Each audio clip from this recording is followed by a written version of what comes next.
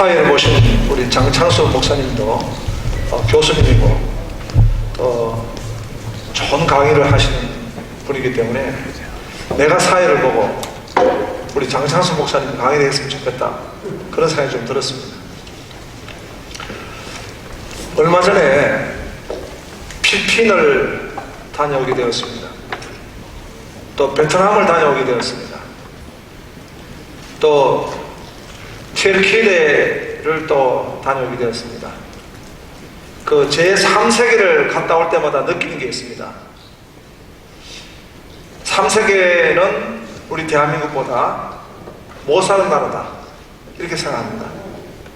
그런데 진짜 못 사는 나라인가? 옛날에는 우리 대한민국이 참 비약적 발전을 하는 잘 사는 국가가 되었다, 이렇게 생각했습니다. 근데 언젠가부터 제 생각이 바뀌었습니다. 우리나라가 정말 잘 사는 나라인가?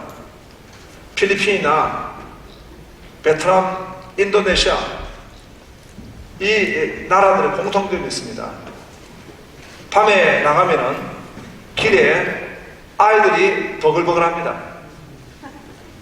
그래서 이 아이들이 많은 나라, 이 나라가 잘 사는 나라고, 이 나라가 미래가 있는 나라지. 우리는 지금 점점 잘 산다 하지만은 노인의 나라로 바뀌어지고 있습니다. 제가 초등학교 다닐 때 우리 한국에서 제일 아이가 많은 학교에 다녔습니다. 대구 신암초등학교인데요. 제가 입학했더니 10,000명이더라고요.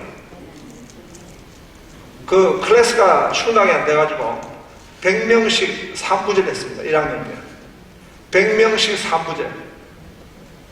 그때의 그 아이들이 굶어 죽었느냐? 지금 다 잘 살고 있습니다.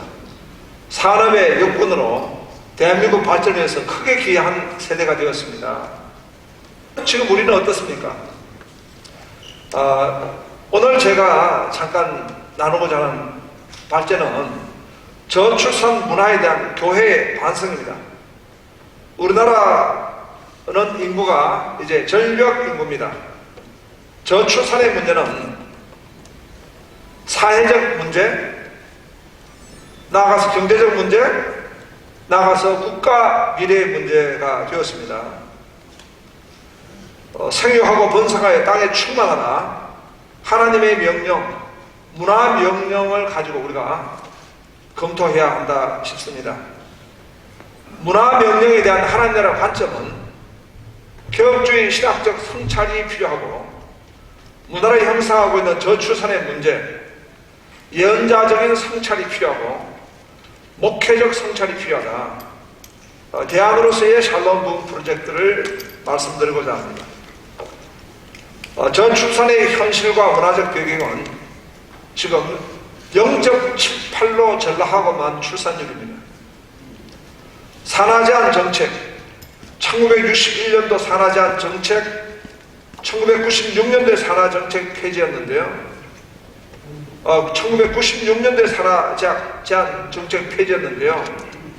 이 산하제한 정책에 대해서 오늘 이 저출산 국가에서 반성하고 있습니까? 특별히 교회는 이 부분에 있어 가지고 선지자적이고 예언자적인 어떤 반성을 했는가 살펴봐야 된다고 생각됩니다. 저출산 문화에 대한 교회의 반성입니다.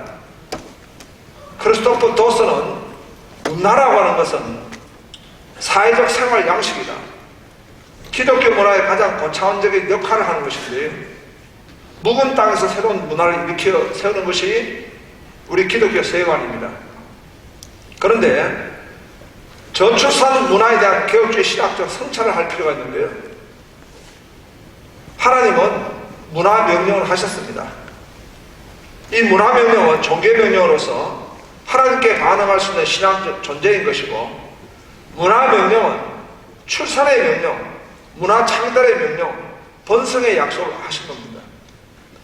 저출산 문화에 대한 개혁주의 신학적 성찰이 필요하다는 거예요. 하나님은 창조하셨고 언약을 허락해 주셨고 또 결혼을 명령하셨습니다. 그런 관점에서 볼 때에 저출산 문화에 대한 개혁주의 신학적 성찰이 필요한 겁니다. 생명을 존중해야 하는 거죠. 문화명령은 계속 반복되었고 생명을 존중하고 출산명령을 반복했습니다. 저출산 문화에 대한 예언자적 성찰. 칼빈은 주님은 내가 나팔이 되어 나 자신을 깨우고 또 당신에게 속한 백성을 당신에게 복종케 하고자 하셨으며, 따라서 목회자는 선지자적 의식을 가져야 합니다. 교회는 과연 선지자적 의식을 우리가 준행했는가라고 우리가 돌아봐야 하는 것입니다. 저출산 문화에 대한 예언자적 성찰이 필요하다는 것입니다. 사실 이 저출산 문제에 대한 신학적 포럼이 우리 한국교회에 한 번도 없었습니다. 그리고 단언하건대 전국 교회가, 전국 신학교가 저출산 문제에 대해서 한 번도 신학적 고찰을 한 적이 없습니다. 물론 몇 건의 책은 지금 출판이 되어 있습니다만은 신학적 포럼을 한 게 없습니다.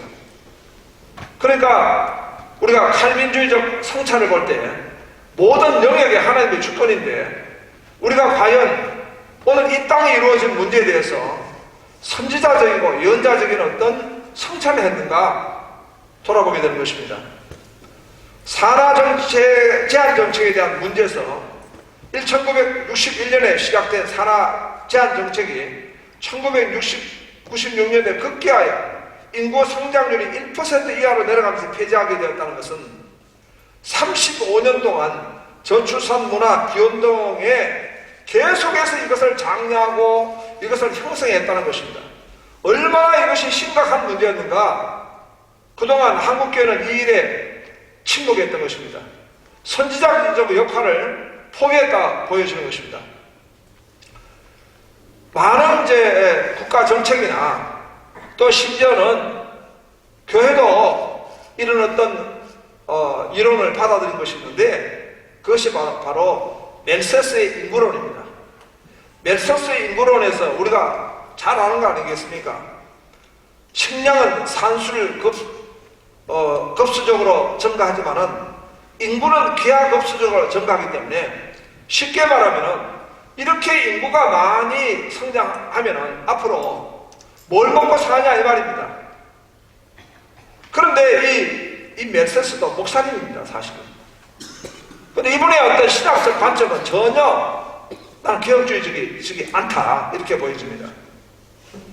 이분의 실수를 갖다가 간단하게라도 한번 지적해 본다면, 이분은 벤자민의 프랭클린의 인구 통계조사를 인용했다는데, 그 인구 통계조사에도 하자가 있는 것이 미국의 이민자 수를 포함한 통계였다. 본토의 신생아 수에다가 이민자 수를 갖다가 포함해가지고 통계하지 않았는가, 이렇게 보여집니다. 그 다음에 통계 자체도 문제가 있다, 이런 말입니다. 그리고 이분이 간과한 것이 뭐냐면은 의학의 발전, 그 다음에 농업의 혁명입니다. 그리고 산업혁명의 어떤 것을 간과했다는 것입니다. 지금 우리가 산업혁명이 1차, 2차, 3차, 지금 4차 산업혁명 아닙니까? 이 레볼루션이 일어날 때마다 엄청난 과학의 발전을 해가지고 식량 생산이 급증하게 되는 것입니다. 옛날에는 일모작으로 끝나버릴 농토가 이제는 다양한 어떤 온실 재배라든가 다양한 지금 이제 컴퓨터를 활용한 농업의 발전으로 해가지고 점점 식량이 더 급수적으로 지금 생산되고 있는 것입니다. 우리나라도 지금 쌀이 남아돌아서 지금 양극본 문제 때문에 큰 지금 진통을 겪고 있지 않습니까? 그래서 한 치 앞을 내다보지 못하는 이런 미래적 예측에 대한 학자적 책임, 그 다음에 우리는 성경에서 말씀하고 있는 신학적 관점을 다 놓쳐버린 것입니다. 그래서 이런 부분에 대해서 당시에 어떤 정부의 강력한 정부의 어떤 군사 정부의 우리가 교회가 겁을 먹지 않았는가. 신학자들은 뭘 했으며 오늘 우리 교계는 뭘 했는가 라고 우리가 참으로 성찰하게 될 것입니다. 저출산 문화에 대한 예언자적 성찰입니다. 비혼주의, 출산 포기, 이 배경에는 페미니즘 사상과 포스트 모더니즘, 젠더주의가 지금 깔려있는 것입니다. 그래서 지금 우리가 저출산이냐 저출생이냐라고 하는 문제도 우리가 신학적으로 조금 다뤄볼 필요가 있습니다. 우리 기독교 많은 우리 기관도 지금 저출생이라고 이렇게 하기도 하고 저출산이라고 말하기도 하는데 이것은 신학적 점검이 필요하다 보여집니다. 저출산은 상당히 페미니즘적 배경을 가지고 있지 않는가. 출산은 성경적인 것입니다. 그래서 이런 부분에서 조금 우리가 용어조차도 좀 따져볼 필요가 있다고 생각드는데 상당히 많은 부분에 이 페미니즘적 그런 배경을 가지고 있다는 것입니다. 저출산 문화에 대한 예언자 성찰을 계속 본다면 낙태 문제. 2017년 1월 기준 하루 평균 3,000건의 낙태가 발생하는데요. 프란시스 세이퍼는 하나님의 형상으로서 인간의 생명 존중이 무너지는 모든 문제 중에서 낙태는 중추적인 위치에 놓여 있다. 그 다음에 목회적 반성을 한다면 우리는 언약과 그에 대한 믿음입니다. 아브라함이 위대한 예언자처럼 생육하고 번성하는 하나님의 축복에 대한 약속을 받았을 때 믿음으로 반응했다는 것입니다. 거룩한 시에 관련해서 하나님 나라와 관련된 축복의 약속을 믿는 것이 중요하다. 하나님이 아브라함에게 해주셨던 언약은 두 가지입니다. 하나는 땅의 언약이고 또 하나는 바로 시에 관한 언약입니다.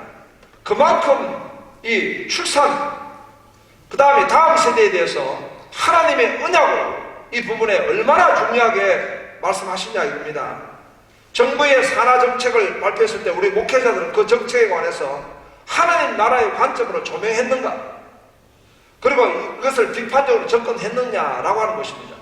하나님의 말씀의 기준에 따라서 과연 이 지금 산하 제한 정책과 낙태 문제라든가 이런 부분에서 어떻게 접근했는가 우리가 돌아보게 되는 것입니다. 또한 거룩한 시에 대한 그리스도인의 책임으로서 본다면 오난의 행위에 대해서 아브라함이 주신 하나님의 약속을 존중하지 않는 행위에 대해서 하나님의 나라의 백성의 책임을 회피하는 내용이었던 것입니다. 출산의 문제에서 주명해야 될 핵심은 하나님 나라의 관점에서 언약 백성은 문화명령에 따른 하나님 나라의 거룩한 백성의 실을 이을 영적 책무가 있다는 것입니다. 출산 기피 문화에 대한 그리스도인의 자세에서 본다면 히브리 산파들은 바로의 명령에도 불구하고 하나님을 두려워하기 때문에 그들은 이 출산을 적극적으로 섬겼습니다. 그랬을 때에 우리는 정부가 산하 정책을 발표했을 때 과연 지금 그 산하 정책에 대해서 우리 성경적 관점에서 교회는 그 부분에 있어 가지고 이 부분에 하나님께 순종했는가? 아니면은 지금 우리가 독재적 강력한 정부에 우리가 그 정책에 우리가 순종했는가? 돌아보게 되는 것입니다. 그래서 하나님 나라와 거룩한 시를 위한 영적 책무의 앞에서 우리는 개인의 유익과 안전까지도 하나님께 맡기고 이 지금 산파와 같이 믿음으로 교회가 나아갔어야 된다라는 것입니다. 저출산 극복을 위한 샬롬 부흥 프로젝트로서는 문화명령의 회복과 한국계 실천 과제가 필요합니다. 첫째, 문화명령의 회복으로서 샬롬 부흥을 선포하는 것입니다. 샬롬 부흥의 선포는 창세기 1장에 보시기에 좋았더라라는 샬롬의 회복을 선포하는 것이며 이어지는 문화명령과 축복에 대한 동참하는 것이고 예수님의 지상명령과 약속에 동참하는 것입니다. 그래서 우리는 이 저출산 문제를 극복하는 문제가 단순하게 사회 문제라든가 아니면 어떤 가정의 문제라든가 또는 어떤 미래의 어떤 경제 인구의 확보를 위한 문제로만 다룰 것이 아니라 근본적으로 우리는 하나님 명령의 관점에서 다뤄야 된다는 것입니다. 개혁 신학적 관점에서 이것을 다뤄야 된다는 것입니다. 그랬을 때에 문화 명령과 선교 명령이 개혁신학의 두 수레바퀴인데 이 명령에 대한 불복종이다. 우리는 하나님의 말씀에 대한 불복종이다. 그런 관점으로 접근해야 된다는 것입니다. 그래서 이 부분에 대해서 먼저 저는 신학적 어떤 성찰이 더 필요하다. 오늘 신학 심포지엄을 정말 처음 가지게 된 것입니다. 제가 그 CBS와 CTS 대담을 할 때에 모 교단 대표 목사님과 나눈 대화가 있습니다. 우리 합동교단에서는 이 문제를 신학적으로 먼저 다루겠습니다 했더니 아주 참 큰 접근이다 그렇게 말씀을 하셨어요. 그것은 오늘 다루지는 않았지만은 우리 한국교회에 상당히 만연했던 또 우리 사상과 무브먼트가 있었는데 그것은 바로 종말론입니다. 종말론적 관점에서 볼 때 시한부 종말론입니다. 시한부 종말론은 아니지만은 세대주의 종말론이 만연했습니다. 그러면 기도 많이 하는 분들, 당시에 종말론에 심취했던 많은 우리 한국교회와 크리스찬들을 만나보면은 아기를 낳아가지고 다음 세대를 뭐 그렇게 우리가 관심을 가질 필요가 있는가? 우리는 전부 다 주님 재림하시는 것, 주님 재림하시는데 모든 관점을 기울여야지 지금 아기가 필요하지 않다. 나는 그 이야기를 많이 들었습니다. 특히 기도하는 사람 많이 하는 분들. 그리고 이 종말론에 뜨거웠던 교회들은 다음 세대에 대해서 지금 주님이 곧 재림하시는 1992년도에 재림 종말론 때문에 얼마나 많은 사람들이 있었습니까? 예. 이런 식으로 지금 많이 회자가 되고 있었던 것입니다. 그래서 시험 관계상 제가 짧게 몇 가지만 말씀드리면은 우리 교단은 이미 생명회복주의를 지난 100책에 우리가 결의받았습니다. 그래서 빨리 출산장려주의를 우리가 교단적으로 선포하고 이건 이미 107회에 우리가 결의를 받았어요. 그래서 출산장려주의를 제정해야 된다. 그리고 각 교회가 이 출산장려에 관해서는 하나님 명령의 관점에서 우리가 이를 섬겨야 된다. 방법적으로 본다면은 출산장려 헌금을 하고 출산장려에 관한 각가지 우리가 교회가 이 문제를 섬겨야 될 것이다. 청년을 위한 개혁적 결혼관 가정관을 세워야 될 것이고 교회의 출산지원 체계를 확립해야 될 것이고 교회의 자녀 양육 공동체 역할을 회복해야 될 것이고 그래서 정부와 또 이것은 협력 상황에서 자녀 양육 공동체 역할을 아이를 낳아도 마음껏 양육할 수 있는 그런 보장과 배경이 필요한 것입니다. 이것이 교회가 이 일에 또 같이 참여하고 정부와 협력했다 보여집니다. 정말 아쉬운 것은 현 정부가 저출산 특별위원회가 있었지 않습니까? 위원장이 교체가 되고 나니 그 다음에 어떻게 된지 모르겠어요. 정부의 실책에 대해서도 정말 좀 더 강력한 요구를 하고 싶습니다. 그리고 교회와 함께 교회가 이 부분에 또 적극적으로 나아갔으면 좋겠습니다. 그리고 아주 중요한 것은 생각입니다. 생각이 바뀌어야 됩니다. 그래서 이 지금 출산 장려 문제는 단순한 프로그램이라든가 사회적 요구 때만 이루어지는 것이 아니라 이것은 하나님의 말씀이다라고 하는 것을 우리가 어릴 때부터 신앙적으로 배워야 합니다. 주일학교의 교재 안에 모든 것이 반영되어야 합니다. 주일학교 때부터 우리는 가정을 이루어야 되고 또 생육하고 번성하는 가정을 이루어야 된다고 하는 하나님의 명령을 사상화해야 된다는 것입니다. 저출산 극복을 위한 출산 장려 캠페인으로서는 내가 몇 분간 더 연장하는 것은 조금 늦게 시작했어요. 그래서 자꾸 사인을 하길래 드린 말씀은 조금 늦게 시작했기 때문에 그거는 내가 감안하고 하니까 용서하시기 바랍니다. 그래서 여기 보니까 아기의 출산한 아이 낳기 좋은 교회 만들기 이런 어떤 이제 아이디어를 가지고 아이 낳기 좋은 교회를 정말 우리가 만드는 것입니다. 이런 어떤 교회로 장려해서 나가는 것입니다. 결론적으로 정리한다면 저는 반성이 있어야지 반성이 있어야지 발전이 있다고 보여집니다. 우리가 바른 비판은 창조를 우리가 나아가게 되는 것입니다. 정말 오늘날 이 저출산이 이렇게 되기까지의 원인이 무엇인가? 이것은 통렬한 비판이 필요하다. 통렬한 반성이 필요하다. 그것도 성경적이고 우리 신학적 통찰이 필요하다.